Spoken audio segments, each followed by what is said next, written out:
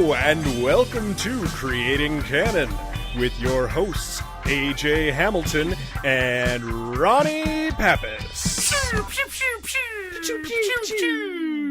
What up, Ronnie? Hey. You know what? I'll go with Ronnie. Hey, you know why I call you Ronnie? Why do you call me Ronnie? Do you know that was Christopher Walken's actual name? No. Ronald Walken. No. Yes, sir. Walken. Mm-hmm. No. Yeah. That is... I'm flummoxed. I know. Monique Van Loren, I believe, was a person that he worked with in a nightclub act, and she was like, "You gotta change your name, kid. How about Christopher?" And that's history. That's movie history. My brain can't even handle this information right now. Showbiz. Did you know that Michael Keaton's real name is Michael Douglas? What? Yeah. And he had to change it because of Michael Douglas.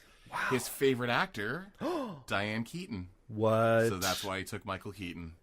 Pow! And that was my brain exploding. Yes. Wow. By the way, my name is Nicholas C. Pappas. Oh, I'm sorry. And Nicholas C. Pappas. Wow. We already have music. I know, but I just want it to be cool. You are cool. With or without the music. No. But you know what is cool without the music? This movie. Well, first of all, I think we should... This series of movies. Yes. We should step back. So one of our amazing listeners, Trevor, asked us on Facebook whether or not we're ever going to watch any of the Canon movie tales. And that's an excellent question, Trevor. Thank you so much. My response to that is a resounding yes. Of course we're going to watch all the Canon movie tales. Mm-hmm. And I threw it out there that because he asked such a great question and he was interacting with us, I was like, screw it. He gets to pick our next movie. And he picked Puss in Boots. And Canon movie tale, Puss in Boots. So thankful that he did. Yeah. I am really thankful. This was awesome. So we should probably talk a little bit about Canon movie tales before we get into the actual movie itself. I guess so. Canon movie tales were Canon's answer to the Disney fantasy stories. Yeah, the fairy tale things that Disney made, right? Yeah. The plan was announced in March '86 that Canon was going to spend $50 million to do 16 stories. Well, and in that time, $50 million, that's a chunk of change. Well, but I mean, that's 16 But for movies. 16 movies, yeah, spread over 16 movies, That's actually not that much. No, and it shows. Yeah. And they actually only ended up spending about $1.5 million per movie. Yeah. And only 9 were made. 9 were made and released. One of the things that they did, which I thought was really fast, so they're all musicals. Yeah. Or most of them are musicals. Oh, they better be. And, well... musical with big quotation marks around musical. On. You can't tell me that when Gentile was going on, you weren't tapping that toe. I was. You know on. What? Yeah. You know what? Don't lie. Can I get my voice any higher? So the way they shot these, they were all filmed in Israel, and they basically took 1 or 2 U.S. superstars. Right. Flew them out there. Yeah, cast those 2 people in the lead role, flew them out to Israel, and then shot the rest within an all-Israeli cast and crew. Now, I don't know much about Israel. Did not expect there to be that type of land or that type of scenery in Israel. Again, no reference point. Had no idea what it would look like. Yeah, I mean, it's a big place. No, I know, of course. And it's got probably a lot of different types of scenery. Yeah, but I think it did actually feel like an old fairy tale. It did. It was cool. It was very well suited for that. Yeah, actually, it had that rustic quality. Right. Sort of the Princess Bride feel, the Monty Python and the Holy Grail feel. Well, those are both filmed in Israel, too. What? No, that was a lie. That was a complete lie. Again, that would have been the second time you blew my mind. Yeah. Woo! Nick with the fake facts. You mean Ronnie? Ronnie with the fake facts. Ronnie with the fake facts. Everyth's fake today. Oh, my Lord. Awesome. So then we watched Puss in Boots off of Trevor's recommendation, which stars Christopher Walken. That's why we brought him up at the start of the episode. He's the best part of this. Christopher Walken was fucking delightful. His mannerisms, like the cat mannerisms that he was doing. Yeah. He was so... with the mustache and all. He's such a song and dance man. Oh, yeah. I'm curious. So this was definitely after Deer Hunter, so Christopher Walken had already won his Academy Award. Which they must have felt Puss like it in was Boots, a major... starring Academy Award winner Christopher Walken. This is only 6 years, like this, just to put it in perspective. Yeah. This is 6 years before Pulp Fiction. So it's not like, well, I guess what I'm saying is like, I think of Christopher Walken as like a superstar. Right. And I guess there was a period of time in the middle there where he wasn't as big of a superstar as I think of him as. Sure. This is, again, before Batman Returns. I'm wondering if this is sort of like mid-career Walken where he had sort of lost some of his fame and before some of it started to like really pick back up again. That's how I kind of feel. Interesting. A little bit, because you can only ride an Oscar for so long without doing something like bam. After he did Heaven's Gate in 80. Oh, that was a little... Well, that was known as like a huge flop. Right? Yeah. Interesting. Pennies from Heaven in 81. Yeah. Dead Zone in 83. Oh, well, that was fairly... A View to a Kill in 85, which was probably the craziest fucking Bond movie. I love him as that guy. As Max Zorn. Max Zorn. And then he did Biloxi Blues in 88, same year as Puss in Boots. Sure. And it wasn't until like 90 he did King of New York, and then Batman Returns in 92. True Romance in 93, Wayne's World 2. And I feel like that's when he started like being the character actor that he is. Yeah. Interesting. That's kind of...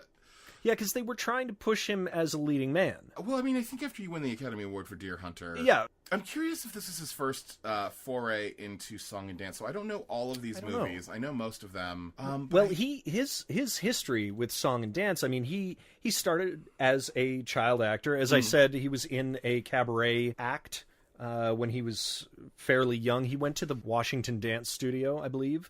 And there was a rumor that he went to Juilliard, but I was looking it up before this, and I couldn't find whether or not... I think he wanted to go to Juilliard. Maybe that was... That I don't know. And I was just kind of looking over his history, and he probably had done stage song and dance. Oh, yeah. But I don't think he had done anything film song and dance before this movie. Right. So, just to kind of put that into perspective... Yeah. You know, we've got the Deer Hunter guy all of a sudden in a song and dance children's movie. Right. Basically. I mean, as an actor, I suppose you want to stretch yourself in a lot of different ways. Absolutely. Who knows what he was paid for this?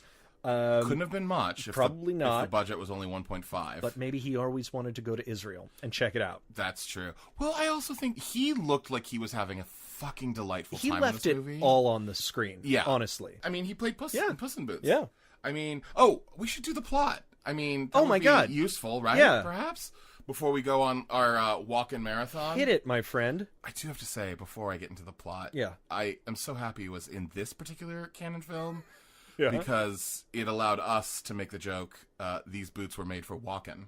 And that's just what they'll do. Because one of these days, these boots are gonna walk all over you. I'm so glad you did the first walk-in impression. And I am so sorry to anyone who had to listen to it. I do the worst Christopher Walken. I don't know what you're talking about. Yours is way That's better. Crazy. Mine's like Snagglepuss meets Snagglepuss. I don't know. It's really bad. Poor AJ had to listen to it. Keep trying, man.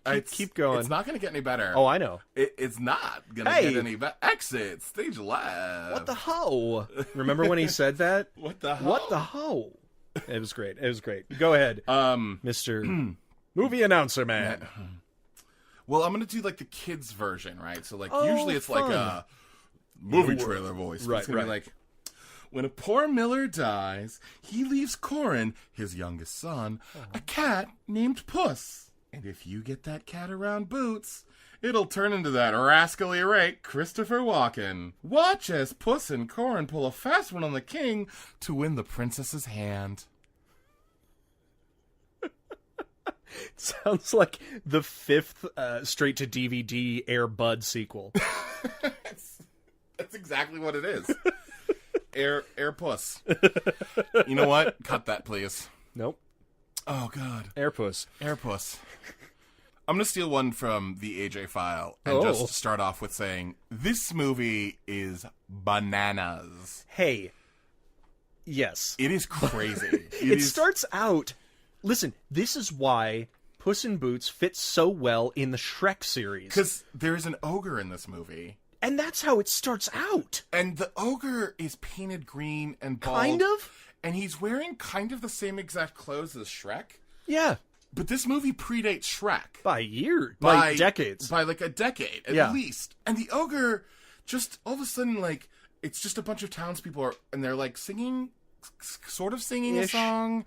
The ogre is coming, the ogre is coming, the ogre is coming, the ogre is coming. Were you laughing because I was doing the shoulder movements? I was. Well, you can't not do the shoulder You're bopping. movements. Yeah, well, I mean, if you're going to do it, you got to do it That's like Christopher true. Walken would. The ogre is coming, the ogre is coming, The You're ogre right, is coming, you're the right. ogre is coming. Yeah, it no. doesn't...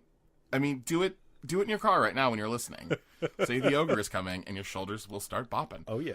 And all of a sudden, the ogre comes over the hill, and he's just like an ogre, and then he turns into... A bear, or a lion, a tiger. Well, oh my. Oh my. He turns into all three. He does. He turns into all three, and then he turns back into the ogre, and he just goes, I can turn into whatever I want! It's like, thank you. Thank you for the first line being needless exposition, because we kind of just saw that. No matter how bad the special effects are, and they are bad, it's just like Shut your fucking mouth. You shut your mouth, sir. They basically pasted a picture or a cutout. Like, this was...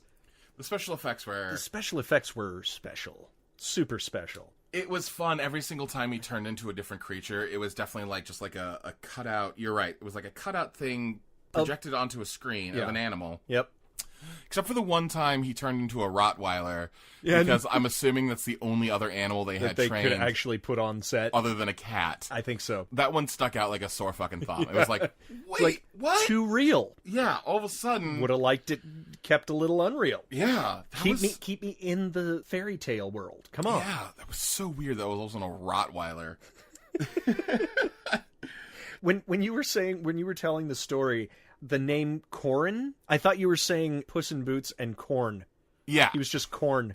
Well, because he is a miller's son. Hey, that's right. He's like, I like corn, but I can't name my kid Corn. Corin? Perfect. The miller's son, played by Jason Connery, Sean Connery's son. Talented family. Oh, yes. Well... the apple fell really far from the tree then, I guess, on this one. Before and after this, he has been in 74 things. Seriously? 74 things. Started directing in 2009. What? Yeah. Because he was like vanilla if there was no flavor to vanilla. Diet vanilla. He looked, and he was like sort of just pasty and blonde, so he also sort of looked just like a glass of milk. Yes. Yeah. And had about the same amount of personality. It's true. He is one of those characters where everything in the movie happens to him. Yes. Rather than him having any agency whatsoever. He has none. The princess has more agency than him. Yeah. The princess was delightful, by the way. She was great. She was a lot of fun. She definitely had an 80s haircut. Yes. Though. Totally. I mean, everybody else had like classic wigs and stuff. And he sort of looked, except for the rat tail, man. That was really 80s. I had a rat tail in the 80s. Oh, wow. Not that long. I'm sorry. It was terrible. It was... I remember I went to a haircutting place, and I seriously held my little disgusting fucking rat tail the whole time they were cutting my hair because I was worried that my mom would tell her to cut it when I wasn't looking because my mom hated that thing.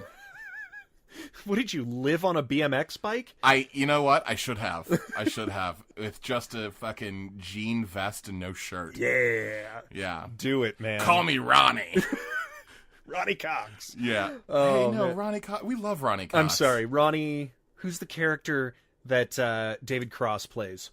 Run, Ronnie, Run. Oh, you ever see that? I didn't see that movie. That's great. I know the movie, though. Yeah. I know of the movie. It's an elongated sketch from Mr. Show? Mr. Show with Bob and David. Interesting. Yeah.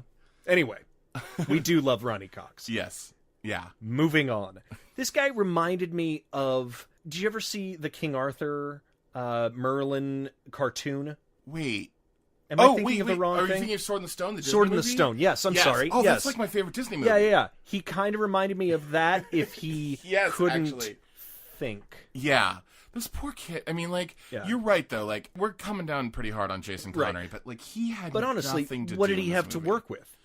Yeah. He was working also against Walken kind of in his prime. Yeah, I would say. And Walken, as great as he was, and as much as I love him, he was chewing the scenery. Yeah. He had some subtle moments, but otherwise, he was the genie in this. I mean, he was Puck, essentially, in this whole movie. So he had to be, like, big and huge. Yeah. Well, and it's interesting that you say that, because, like, there were so many scenes where Walken would just be like, trust me, and, like, would run around. God, Snagglepuss again. No, it's fine. I heard it that time. Yeah. Well, he's a cat, so it's kind of it's perfect. It's a nice melding. He would just run around and like do stuff, and like that poor kid had to pretend to be asleep for like 9 minutes. Also, we have to say that Walken is the lead. Like, for about 20 minutes of the movie. Also, this movie slogged by weirdly. Like it was only 96 minutes. It's kind of fun, but it was just elongated everything. I think you've said it. I said best. every scene was like 2 minutes too long. Right.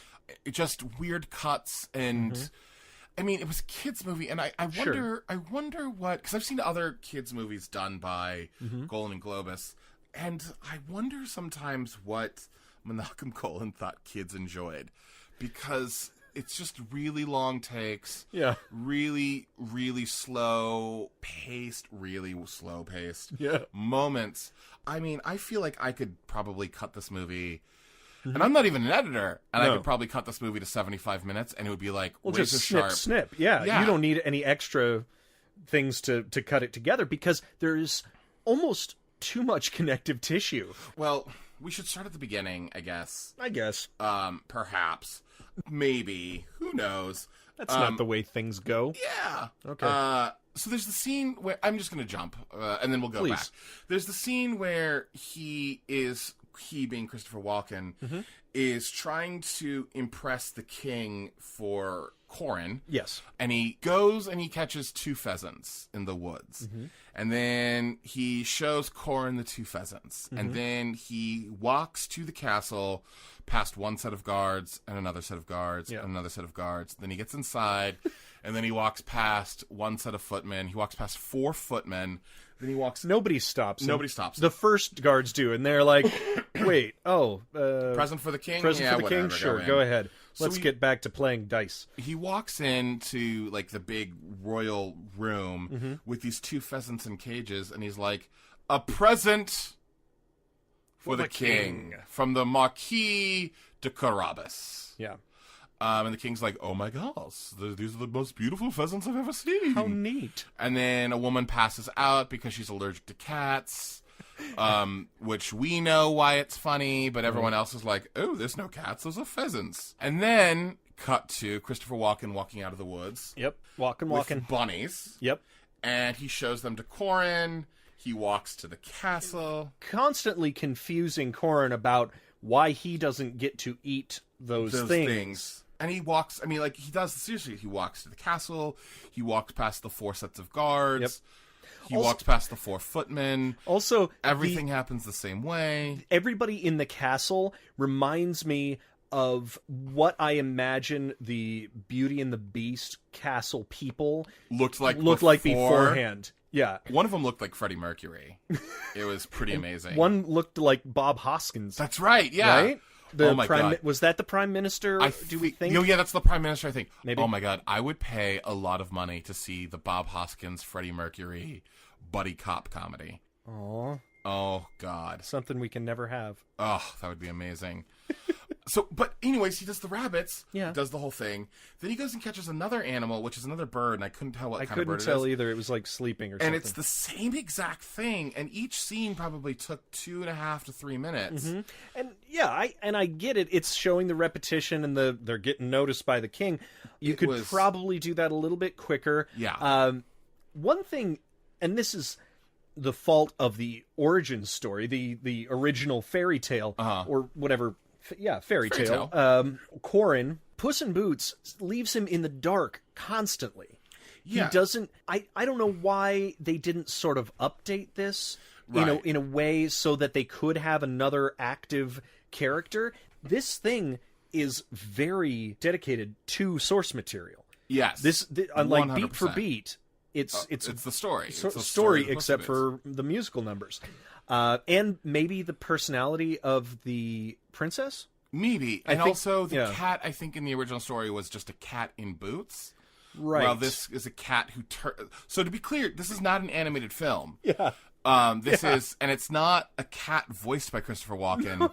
It's a cat walking around on screen that then turns into Christopher Walken. When he puts boots on. When he puts boots on. He's given boots. But what was weird about that, too... So, let's hop back for half a second, then, okay. Because what happens at the beginning of the movie... we start with that ogre scene, and then it cuts to this miller dying, and he says, like, to my oldest son I leave... The mill.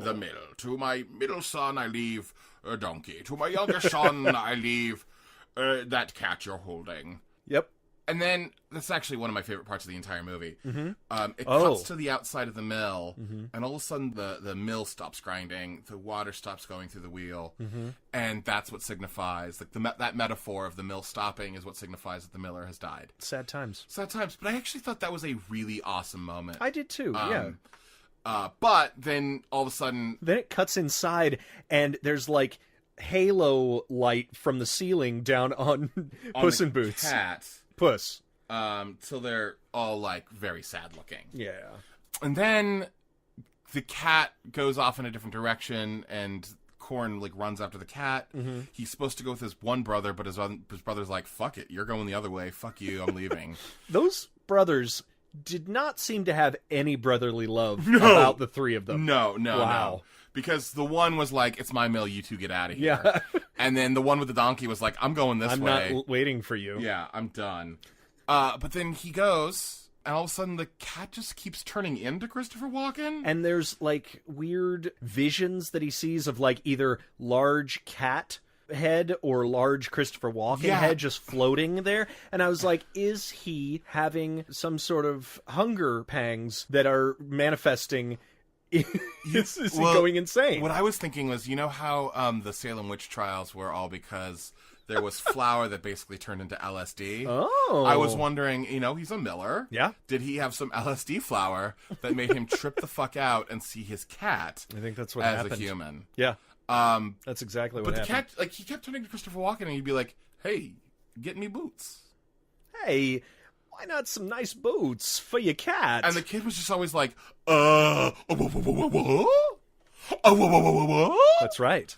That's right. And he finally buys him boots, and he puts them in front of the cat, and the cat, like, walks up to the boots, and then just weirdly, like, flash through editing, turns into Christopher Walken. Editing. Quote unquote. There was very little CGI in this movie. There was no attempt. All editing. Like, if you ever did like a video when you were a kid, like if you wanted to have somebody disappear, you'd just be filming, then you'd stop, and then you're like, oh, jump out, and then put like something in. Yeah. And then you start filming again.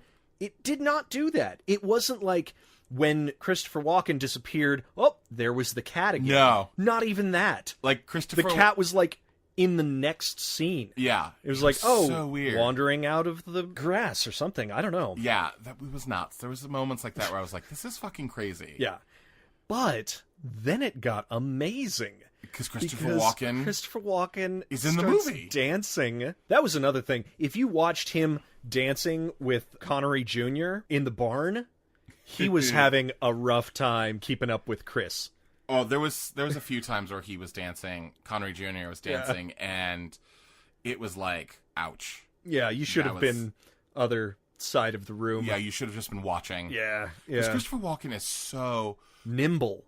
I mean... He's perfect for a cat. Do you think they dyed his hair a little bit redder to match the cat? Christopher Walken's always sort of had that, like, weirdish, like, brown-red... It's true, but it seemed a little bit more consistent, like, with the cat's coloring. Who knows? Could be. I don't know. That's Maybe it's the lighting. But his entire outfit was that rusty brownish red color. With, like, a white shirt. Yes. And the cat was, like, that orange and white kind of...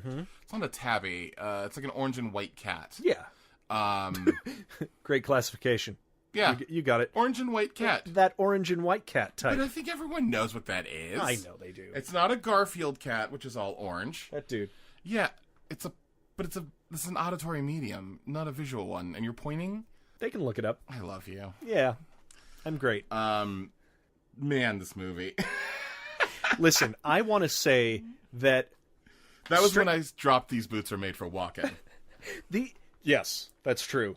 I will say, poo-poo some of these movies that we're watching, or at least they exhaust me. There were things about this that were, as you say, bananas, but this was really fun. This was really fun for me. I don't know why it was. I think it had to be Walken.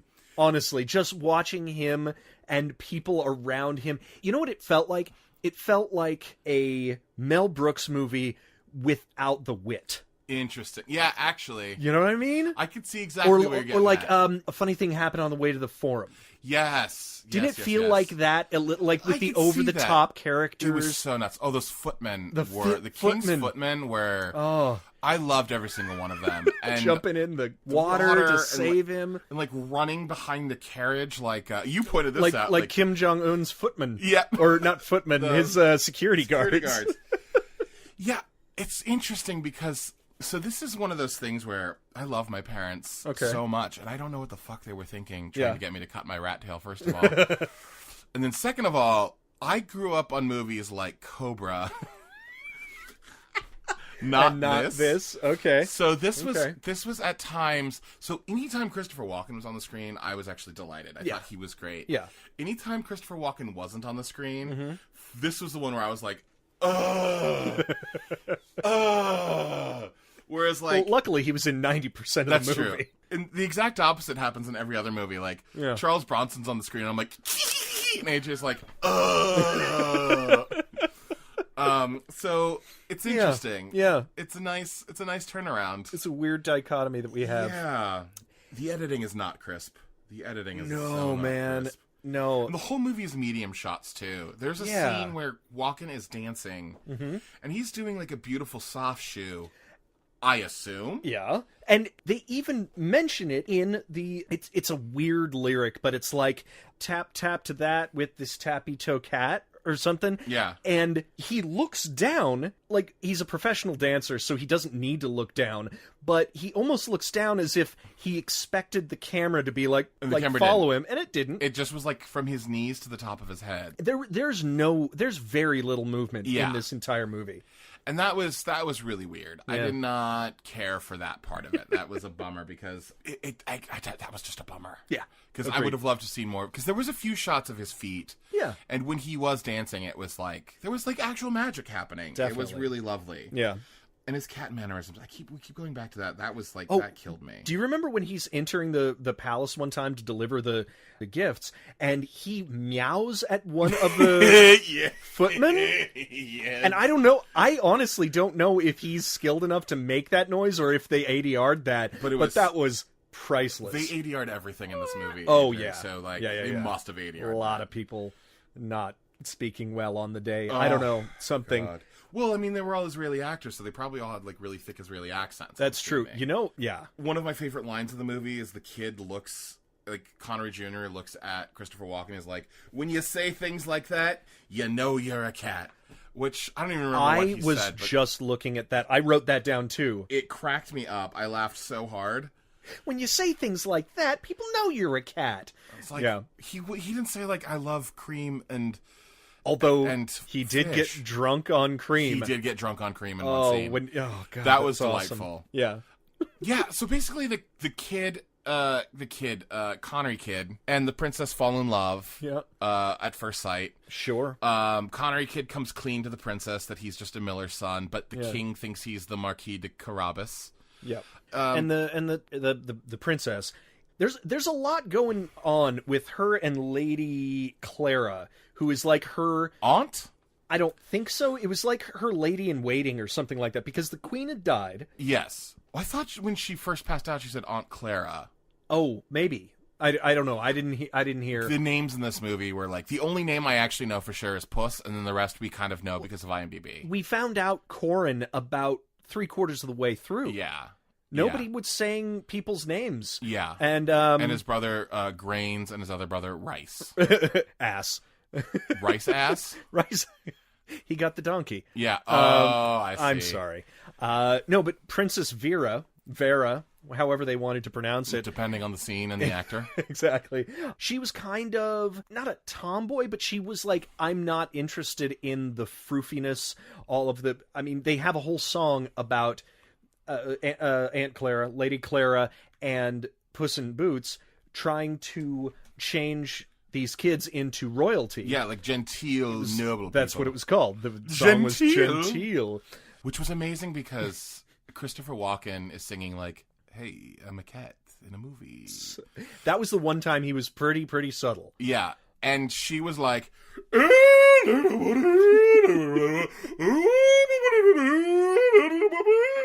Also, it was clear he was the only singer in the group. Yes. Because all of these were...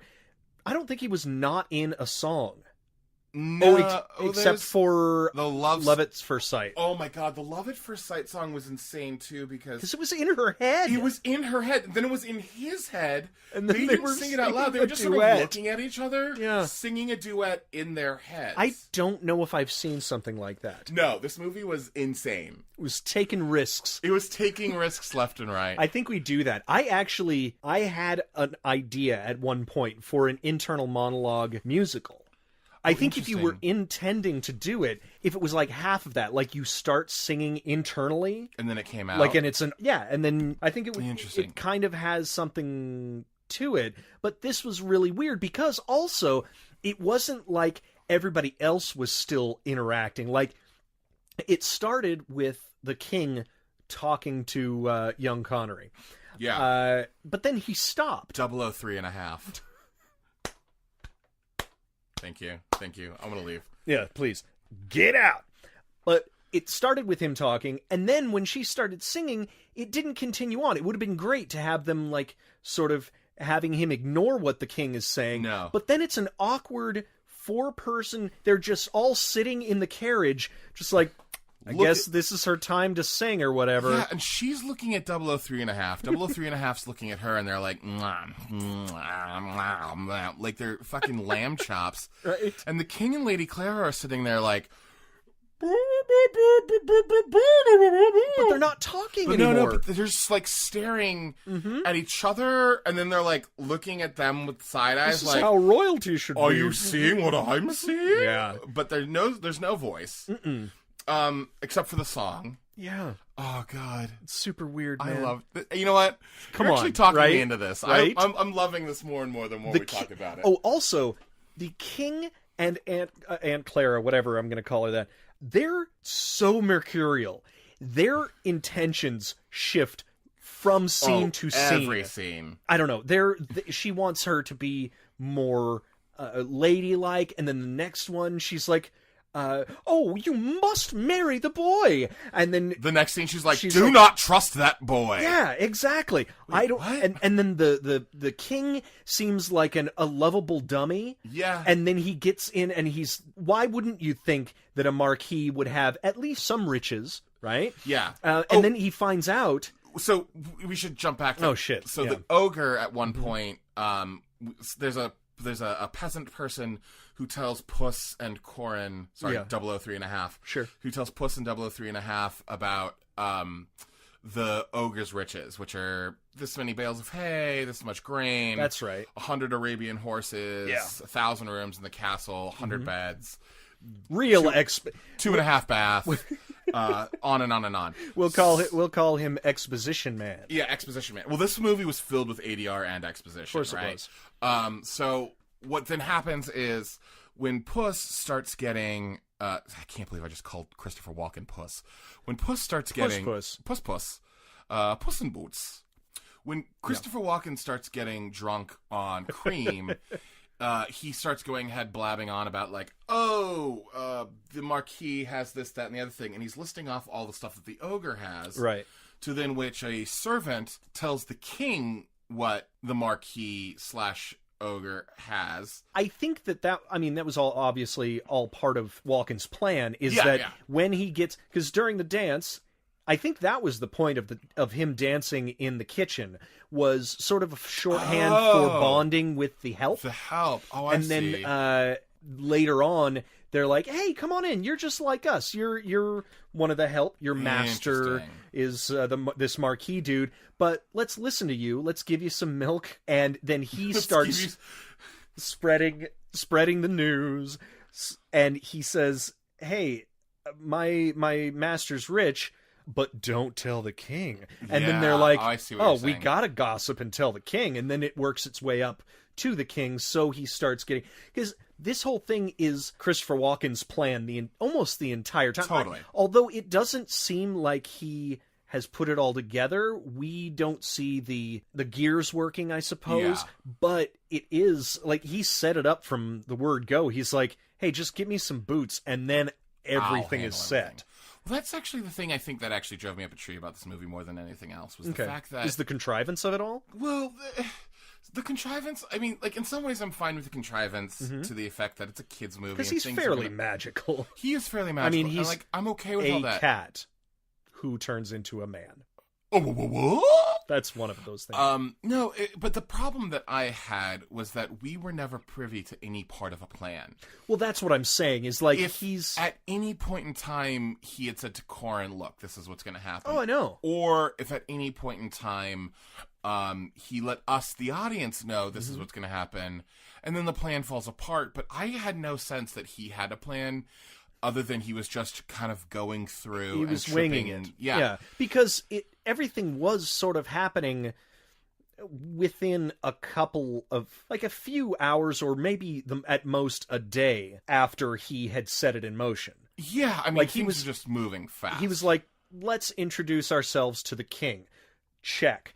Then I'm going to figure out where the king's going. Yeah. And then I'm going to throw Corin into the water, and then I'm going to steal his clothes. And, now the king is coming by. Now you're which I found out yesterday. And now I'm going to not even tell you that you should pretend to be a Marquis.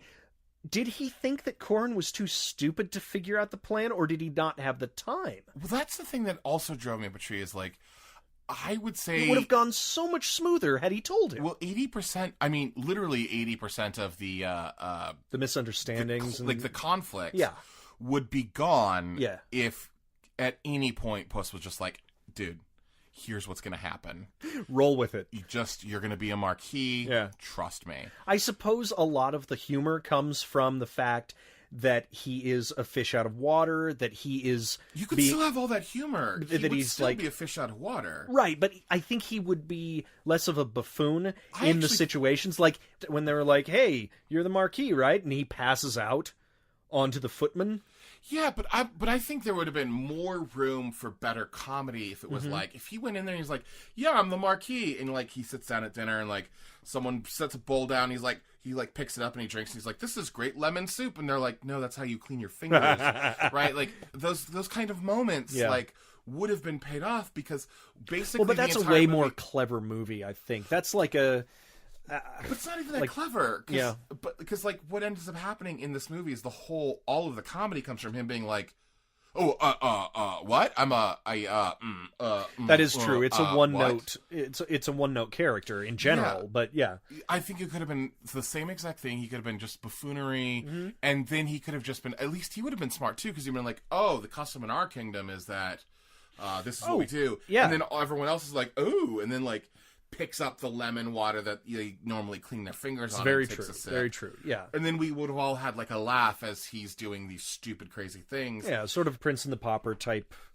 Transformation. I think that would have been, and you could still have Puss like do helping out, else. Like because I mean, honestly, it's Aladdin and the Genie. Absolutely. Right? I mean, But Aladdin Aladdin was, like, actually conscious about the things that was happening and the decisions that were being made. And he also, beforehand, he had proven that he was capable on his own. Yeah. And he was like, I'm surviving. I have my own survival skills. Absolutely. Just the Genie sort of improves that. And as much as he sort of little stumbles over certain things, he's in on the joke, I suppose. Well, and he has a want. Like, Aladdin wants better for his life. He wants riches. He wants things.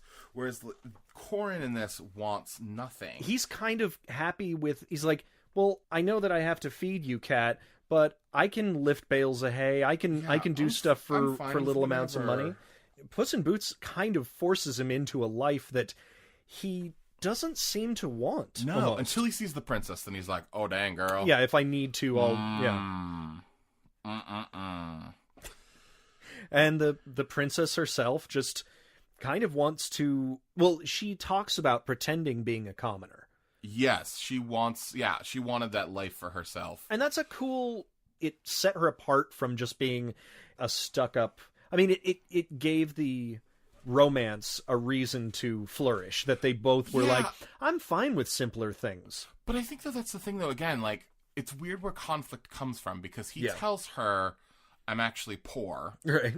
And she's like, oh, cool. Cool, yeah. Word, not a problem. Let's trick my dad. Just say yes to everything. Which he doesn't do again. No, he cannot follow any fucking direction.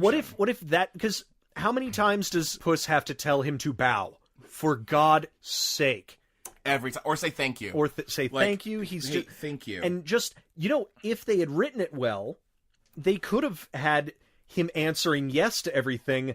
What if he answers yes? No, you weren't supposed to say yes to that. God damn it! If the king actually, because at this point in the movie, when he's supposed to say yes for everything, right? The king knows, and this is like right before the big like confrontation climax of the movie. The king knows about the riches, so to speak, wink, wink, that he doesn't have. At this point, like the king should have been like, "You have a castle? Yes. You have 1,000 brooms? Yes. You've got this? Yes. You've got this? Yes. Will you take me there? Yes." I mean, like, that should have been what happened. But what happens is, the second he gets into that room, the king asks him all these questions. He's like, no, you don't want to see it. No, you're fine. That's crazy. Everything's cool. That's great. And the king's finally like, look, you either take me there or I kill you. Yeah, I'm going to cut off your head. Yeah. To which, at that point, Christopher Walken has to convince everybody to let him go to the castle first. Yep. So he could go defeat the ogre. Walking in to get to the ogre was, like, again, the easiest thing. He just sort of walks up and he's like... As far as we can see, there are 2 other people in that castle. Yeah. Then the other ones come from off stage. Yeah. From who knows where. But I know that he's a magic cat. And we should give... him some leeway, some understanding that maybe he can figure this out, but it's not as if he is slick. No. He's not clever. He just sort of walks in. He's like, hey, I've got a note from the king for the ogre. And the guards are like, oh, well, he says he's from the king. So yeah, sure, of course. Let's not frisk him or anything. That ogre Frisky. At the end, when we get a close-up of him, he looks like Shrek crossed with Charlie Brown. Yeah. Like with those weird wire pointy hair things. Yeah. Yeah. Have you seen the trailer for Scary Stories to Tell in the Dark? Yes. Produced by Guillermo del Toro. Yeah. Where the girl has the point out of the side. Point out of the side. That's what I thought about. It's a spider leg. Yeah. Exactly. Spider leg hair. Oh God. Also, I just want to I loved him. He was chewing the scenery. Oh yeah. Even more than Christopher Walken. Which he is was almost matching impossible. him. Yeah, exactly. Like he was like, if you're going to do this, I will do this. Yeah, exactly. I loved him. Also, interior lightning and that was amazing. thunder, because I was in for it. Before he enters, no lightning and thunder. After, when the king and everybody else are coming up the walk, clear as day. Beautiful, out of focus castle. But when it's inside the ogre's den in the castle, just lightning and thunder. Beautiful. Maybe those were ogre farts. Obviously. Yeah. So basically, to wrap this up really quickly, Christopher Walken tricks the ogre into turning into a mouse. I loved it. And then he turns into the cat. Yep. And then the cat eats the mouse. And then all of a sudden, this was my favorite. Then he turns back into Christopher Walken. He's like, delicious. And all of a sudden, these people are standing there. Like, well, no, they're not standing there. He calls them on from off. He calls them on from off stage. But it was the weirdest part because, like, all of a sudden he's like, "Do this, do that, do this," and no one was like, "Excuse me, where's the ogre? Where's the?" Not that we loved him. No, but listen, are you going to honor our 401k? I'm just wondering. I just want to know. My future is on the line. Yeah, that's all I'm thinking about, man. Oh my God. There was a song in this movie, too, where they were trying to get, Christopher Walken and the princess was trying to get 003 and a half, Darby O'Gill and the Littlest Little People. Thank you very much. Oh, man. I'll be here all week. You win. All right. The little people Yep. in Darby O'Gill and the little people. Perfect. No, 003.5. Yes. Is like, I don't want to go for that thing, and they sing a song that's like, take risks. Oh, yeah. Go talk to strangers.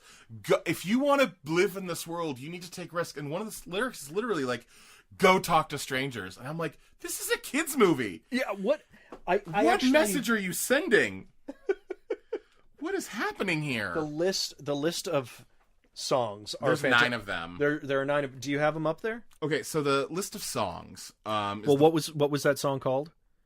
It was like the ninth. Stick Your Neck Out Now and Then. Stick your neck out now and then. That's such Yeah. like there is some sort of wisdom to that, but it all, like you said, like if you don't talk to strangers, you'll never meet a friend or something weird like that. And I was like, ooh, this is the 80s. Because this is like, I don't know if you remember the 80s, but Yeah. like the 80s at this time. Stranger danger, man. Was the height of like, oh my God. Yeah. People are going into like malls and kidnapping children. Like satanic panic. Yeah, right? Seriously. I mean, this is like the height of that. Yeah. And they're this is what they're like encouraging children to do. Yeah. Other songs are called The Prologue, which is Beautiful. the prologue. Yeah. A Happy Cat, I'll Watch Over You / Cat's Lullaby, Uh-huh. A Gift for the King, Love at First Sight, Gentile. My favorite. And then there's a couple of reprises of Love at First Sight and A Happy Cat. And of no, course, actually, Happy Cat was my favorite one. When they were dancing in the barn. yeah, That was a lot of probably fun. my favorite. Because do you remember the Love at First Sight? How we were hearing popping on the studio recording? Oh my God, That yes. was weird that they couldn't have like not recorded that multiple times, right? No, I don't know. Maybe not. Well, I mean, we only have 1.5 million, so Fair enough. who knows? We only got one take each. So this movie was insane. I mean, like, to like wrap it back up, Yeah. this movie was fucking insane. Another thing about the songs too that drove me up a tree is they don't actually push the story forward at all. I mean, there was actually one scene where Christopher Walken was like, "Hey, let me tell you, I watched you as a kid. I will take care of you forever." It's like a really bad like Snagglepuss meets my bad Bronson. Wait, let me do it. Let me do it. Hey, I used to watch you as a kid growing up. I watched you and I saw you cry and I saw you laugh. And now I just want to look after you. How about that? It's like I'm a Jim cat. Moore is right here. That's with me. right. That's what I'm going for. And then after he says that, he starts singing a song that Yeah. basically says the same exact thing, and that was like, "I watched you as a kid, and I'm a cat. Yeah. What about that?" And there's just, I mean, there's a little bit of action during it, but it's not necessary. Like, even Gentile, yeah, they want them to act like that, but they go through an entire thing of, be ladylike. No, you've got to act like a man. Be a duke. Can we do, just for my own benefit, everyone else is going to hate this. Okay. Let's do Gentile. Okay. You be Christopher Walken, and All I'm right. going to be Lady Clara. Lady Clara. Okay. All right. And we don't even have to sing words. I love Let's it. just do it as they were doing it, okay? Okay. All right. Hey, this is what you do. You gotta act like this. Oh my god. I mean, it's crazy. How do Well, you like that? That was our last apples? listener just turned off, so I appreciate Wait, do you think Trevor isn't even here? Trevor has left us now, personally. Like, Trevor has gone. Trevor, come back. Trevor. You can blame it all on Nick. Trevor, come back. Thank you. So, what is canon about this movie? What can we say? One try. One try recordings. One try recordings? Absolutely. I think you've got to look. So one of the things that I will say, and this goes back to like Golan and Globus, over and over and over again. Yeah. I do appreciate how gutsy they are. Mm-hmm. The fact that they tried to do this, it was a musical, and they fucking went for it. And they were trying to take on Disney, like the monolith of Disney. Well, and I don't know if Disney was that monolithic yet. Yeah. I mean, we are sort of in the Disney Dark Ages. This is like Oliver and Company. It's true. Oh, that's true. Yeah. This is but just before Little Mermaid, but we're still not like, but like Disney's not shit. No, Like, no, Disney's yeah, still no. Disney. It has a strong presence. I get you. I get you. I also too just in general like the Canon movie tales. Mm-hmm. A lot of them actually like went on to become Disney movies. Of course, we have they the did. Frog Prince, the Sleeping Beauty, Emperor's New Clothes, Rumpelstiltskin. You mean Emperor's New Groove? Emperor's New Groove. Rumpelstiltskin, Snow White, Beauty and the Beast, Hansel and Gretel, Puss in Boots, and Red Riding Hood. Those are the 9 canon Have tales. they made? I know this is a weird tangent, but have they made a good movie of Rumpelstiltskin? I don't think they have. Write into us if you can think of one, because that would actually. Oh my God! You know who has to play him? Zach Galifianakis. What do you think? I think we should stick with Billy Barty, who played him in the Canon Movie Tales version. Oh, never mind. Which is Let's amazing. go with that. I actually think it should be a horror movie, and it's Rumpelstiltskin. Oh, and it's like you just gave me. He just rips off people's flesh. Goosebumps. Rumpelstiltskin. Oh my God. And they're like, oh, you're gonna weave this into gold? And he's like, oh, yes. And then he, like, gets closer, and then he's just like, and, like, fucking Ed Gein's him right to death. Ed Gein? Gein? Also, I like that you were doing, like, a Yoda Frank Oz voice. That's not what I was trying to do. No? Really? No, but I'll stick with it. Can you hear yourself? No, I've seen you in musicals Christopher before. Walken. I don't know what you're talking about. I'm gonna steal your skin. I'm gonna steal your skin. Oh, I suppose they have that character on Once Upon a Time. He's like the main character. Robert Carlyle plays. I don't know. Plays Rumpelstiltskin. Yeah. Yeah. I don't watch TV, AJ. I watch movies of the 80s. Oh, I know and that. 90s. It's clear. It's Cobra. Yeah. So going back to like what is Canon? Also, actually, yeah, on with Canon set design actually. Mm-hmm. These were beautiful sets, at least inside the castles. They were. I don't know where they were shooting it, or if these had been pre-made or something like that. Sure, they were made. But I'm willing to bet this is one of those things where if we watch them all, or as we watch them all, they're all using we're the gonna same start castle. seeing the same things over and over again. I believe it, which is great. I actually think that's genius. I think that goes back to like what Monocle, Golan, and Globus do well, which is use what you got, use what you have. Yeah, and this very much felt like a use what you have kind of movie, and I think that's completely canon. I also think like it's goes back to everything else that they did too, because if you think about like them getting Stallone for a couple of movies, them getting Bronson, them getting Norris, they really built around like one actor. Like if we can get one actor who's a big name, we could build everything else around that actor. And that's what they did here with Christopher Walken. It's something that they do over and over again. Where was he under contract, or was this his only Canon film? I think this was his only Canon film, but don't quote me on that. Yeah, no, I hope he pops up in something else. I do too. That we watch. He's delightful. He's just a delightful person. He is. As far as these movies are concerned. Yeah. As far as his movies are concerned, I should say. But like just that thing where they understood that you just need one person to sort of like make everything else work. Definitely. Yeah. What else? Anything else? I can't think of editing. In that, a lot of the stuff was practical. Even in their editing tricks, there was no CGI. Yeah. You could argue that it was not that effective here in many cases, but in some cases I thought it was. And I think the consistency of the editing choices, there were certain times when I was like, oh, I get that's where the cat came from or something like that. But other times I was like, that choice, there were like 3 or 4 different ways that they were trying to convey that Christopher Walken was also the cat. And I was like, choose one. I don't know what's going on. I think you're right. Floating head or actual odd little man sitting on a tree stump or cat coming out covered by Christopher Walken. I don't know what's happening. Yeah, I think, and you're right. You're right. If they would have just stuck with one. But though, I do have to say, I think it's an interesting thing where I was able to understand what was happening through editing, and I didn't have to worry about things like I didn't need CGI to be like crazy and awesome. Yeah. It was just super like, oh, that's what it was.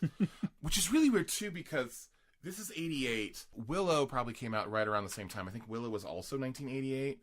And Willow has that amazing transformation where, the old lady Morgana goes from the like weasel Yes. Through 7 different animals till she becomes the old woman. Yes. And that was fucking state of the art. It was the first time an animal transformation ever happened on screen. And he used a tiger and other things like that. That scene alone, I think, cost just as much as this entire movie did. Don't but it doubt came out that. in the same year. Yes. And as fucking beautiful as it was in Willow, like, it's a gorgeous scene. Like, it actually kind of holds up today. We are same year.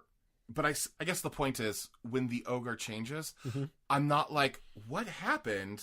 Yeah, no, it's clear. It's clear for just a couple of cents. Right. It looks better in Willow, like a million times better. Of course it does. But I think you have to give Cannon credit for that. Yeah. Like, no, I believe they're just simple. Yeah, exactly. They're doing what they can with what they've got. They're doing what they can. I'm so sorry. I'll leave. Goodbye. I'm never going to forgive you for that. I wouldn't forgive me either. So did you like this movie? Did I turn you over? I think you did. Nice. I actually liked discussing this movie a lot more than I liked watching it. And Yeah, I also think you would actually say I think it drags, definitely. It definitely does. Yeah. Well, I think this is one of those movies where if I had more time, I would think it would be fun to try to recut it down to 75 minutes. Yeah. You actually think you can cut it down to 45 with commercial breaks to make an hour. Kind of think so. I think you're right. Yeah. I think that would be a lot of fun to try one of these days. Yeah. If anyone out there, any of our fans want to do it themselves, like, it would be a fun experience. I mean, use your own inclinations, because see what you think. And also, this is just two idiots' opinions. You know, I mean, one idiot and one genius, other idiot. No, oh, no, both idiots. I didn't say who was the genius and who was the idiot. You just assumed. I'm the genius. Nope. But do what you can. Like, do you remember hearing about the Topher Grace Phantom Menace or the prequel cuts or whatever it was? Like, amazing, apparently. Yeah, and he did private screenings and nobody ever saw it.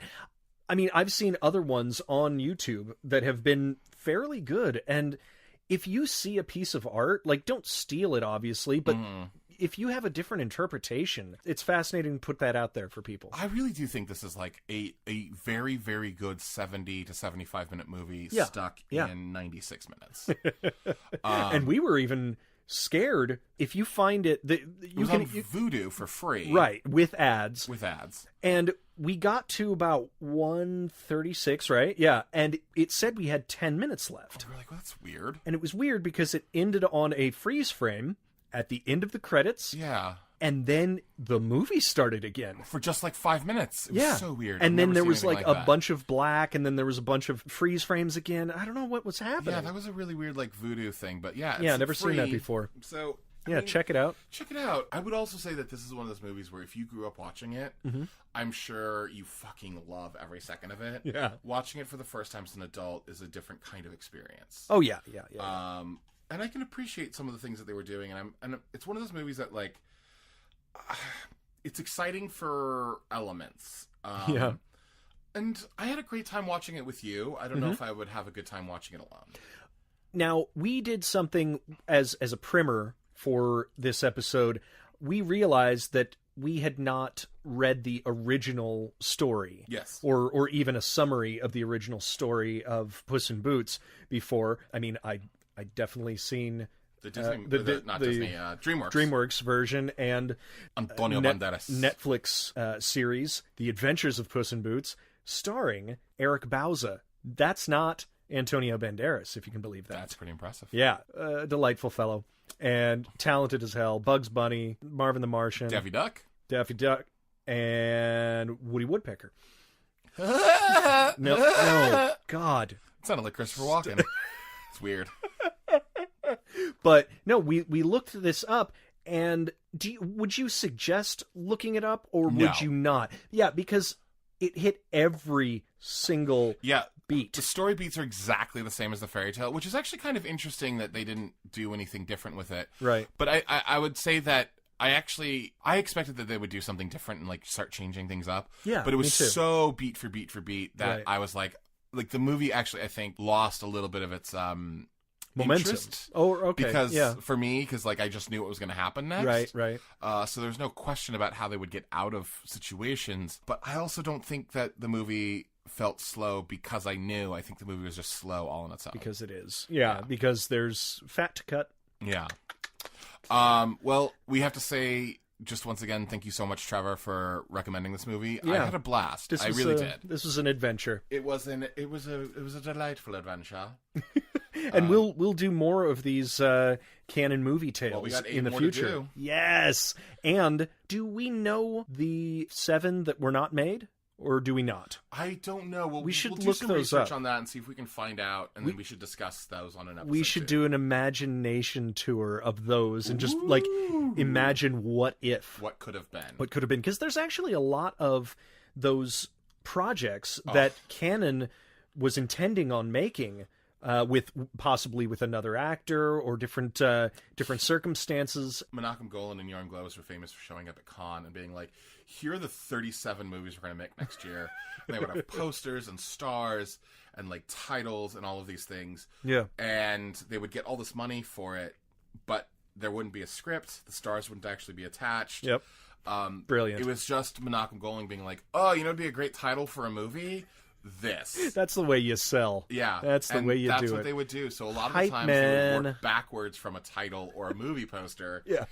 So subsequently, a lot of these movies never got made. Perfect. So we should have that's actually probably like a series of episodes talking about the craziness that could have been. Right, yeah. Oh, what could have been with Canon. Perfect. Yeah. I love it. Well, what do we got next time? Next time we are doing Enter the Ninja. I'm excited for Enter the Ninja because just in general, Enter the Ninja started the ninja craze in America. Yes. We can thank Canon Films for that. We wouldn't have Teenage Mutant Ninja Turtles if we it would wasn't not. for that. We probably wouldn't have things like Kill Bill. Oh. If it wasn't for that. Heaven forbid. I know, right? Just saying. Seriously. We wouldn't have Karate Kid. That's it by itself. Yeah. That's worth it. Yeah. Who do we got coming in next week, though? Actually, it's going to be our first guest. A good friend, good man, very knowledgeable about film. His name's Sean Krychek. Nice. I'm excited. I'm excited to have our first guest. It's going to be great. Yeah. All right. Well, you can follow us if we're done. Are we done? I think we're done. Oh, we're done.